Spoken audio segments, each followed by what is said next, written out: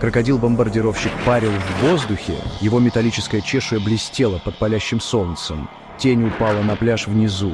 Белый песок, когда-то девственно чистый, теперь был изрыт траншеями и кратерами. Это был необычный пляж. Это было поле битвы. А враг — армия тараканов-киборгов. Они сновали по песку, подергивая усиками. Их крошечные зловещие глаза следили за воздушным хищником. Рев моторов разорвал воздух. Джипы, модифицированные и усиленные, выезжали из скрытых бункеров. Это были необычные машины, это были боевые машины, управляемые безжалостными тараканами-киборгами. Во главе атаки был генерал Скатлер. Его экзоскелет блестел полированным хромом. Его жвалы щелкали от ярости. Бомбардировщик посмел вторгнуться на их территорию. Он заплатит.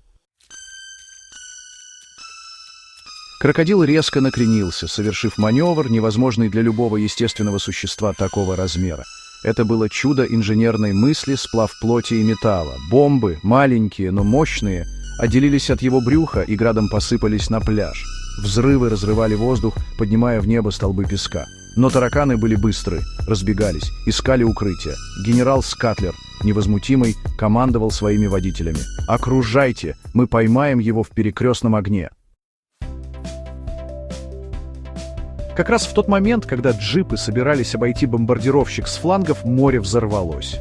Из воды вылетели массивные тела, их гладкие бока ловили свет. Это были необычные дельфины. Их спинные плавники были украшены сталью, их тела сливались с корпусами подводных лодок. Ракеты, оставляя за собой дымные следы, устремились к бомбардировщику. Крокодил, застигнутый врасплох, крутился и вертелся, чудом избегая каждого снаряда. Дельфины прибыли, их преданность была неясна, но их огневая мощь неоспорима. Бомбардировщик, избитый, но не сломленный, поднимался все выше и выше. Он недооценил своих врагов.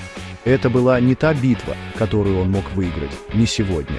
С ревом, который эхом разнесся по опустошенному пляжу, он исчез за горизонтом. Внизу пляж представлял собой картину разрушения. Дымящиеся кратеры покрывали песок. Джипы лежали перевернутые, их водители либо раздавлены, либо бежали. Тараканы-киборги и их первоначальная ярость сменилась холодной злобой, начали перегруппировываться. Битва была окончена, но война была далека от завершения.